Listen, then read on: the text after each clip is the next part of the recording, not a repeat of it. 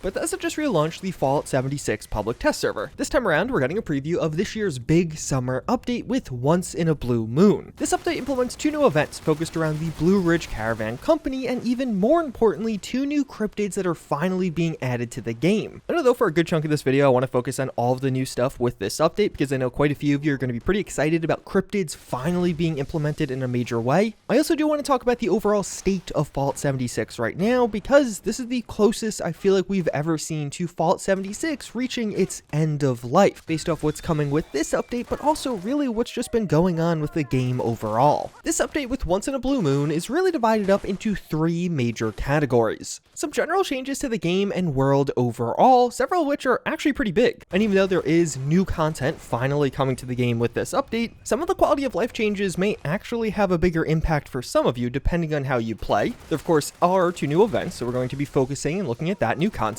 but also some new questing content. This actually isn't live on the public test server right now. You cannot play the new quests yet, but a lot of it has been data mined, so we have a pretty good idea of what they'll entail. But the real core of this new content are the 2 new events, that with Safe and Sound and Beast of Burden. And this is honestly a pretty big deal. Although we don't have a concrete release date on these 2 new events, we know this update is coming this summer, and seems like this is really going to be the first piece of major new content Fallout 76 gets in 2023. These 2 new events will feel pretty familiar. Safe and Sound takes place at the now renovated Middle Mountain Cabins. Blue Ridge has moved into this location, although there are a few new vendors around, as well as some new signs put up. It largely is going to be a familiar and mostly forgettable location. There's a couple of vendors, but that's really it, at least until the event starts. The basic premise for this event is this is a newly designated area as a caravan pit stop for the Blue Ridge Caravan Company. So they want to load up all of their materials here, and to do that safely, they have a repeller generator. This will keep the hostile critters out, but as of right now, it's down.